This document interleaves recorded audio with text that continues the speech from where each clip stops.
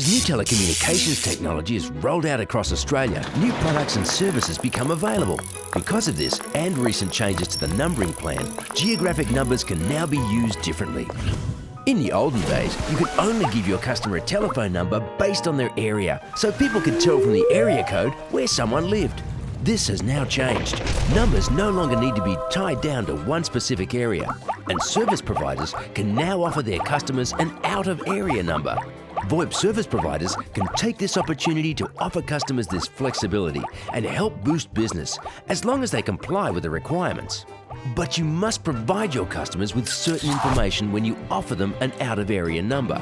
So what must you tell your customers? It's pretty simple, really. Meet Jeff. He runs a VoIP service provider, Jeffcom. Not a very original name, Jeff. And this is Laura. She just moved to Sydney after living in Melbourne her whole life. Laura is especially interested in getting an 03 Melbourne number for her Sydney address. She has family and friends back home in Melbourne, and she wants them to be able to call her on their landlines and talk till the cows come home, all for the cost of an untimed local call.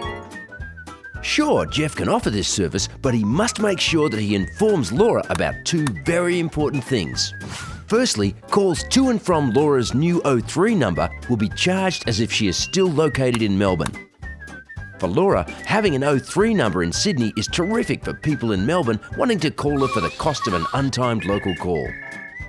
But there are potential issues with having an out-of-area number that she must know. Calls from other landlines, including her new friends in Sydney, may now be charged at a higher rate, as if she was actually in Melbourne. Secondly, keeping her number may not be possible if she wants to change provider. Jeff must provide this information in writing when he makes the offer. If Laura is on the Jeffcom website, it must clearly be displayed on each web page that offers out-of-area numbers. It must be legible in plain English, and the font must be at least 10 points. And Jeff must ensure that he doesn't bury this important information in the fine print. If Laura purchases the service online, Jeff must also receive acknowledgement from Laura that she understands the information completely. This could be something simple, such as ticking a box during the order process. But what happens if Jeff doesn't follow the guidelines?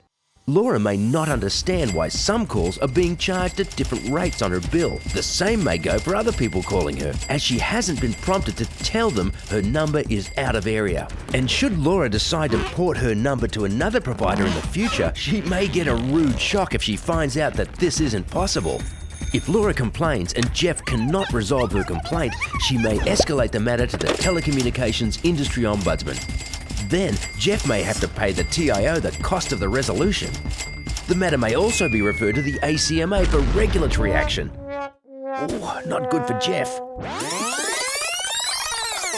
But if customers clearly understand the implications of using an out-of-area number, then you'll be fine. Compliance is simple, and out-of-area numbers should be seen as a good opportunity to keep building your business. Remember, the ACMA is always there to help you understand the rules of the numbering plan. To find out more, head to acma.gov.au.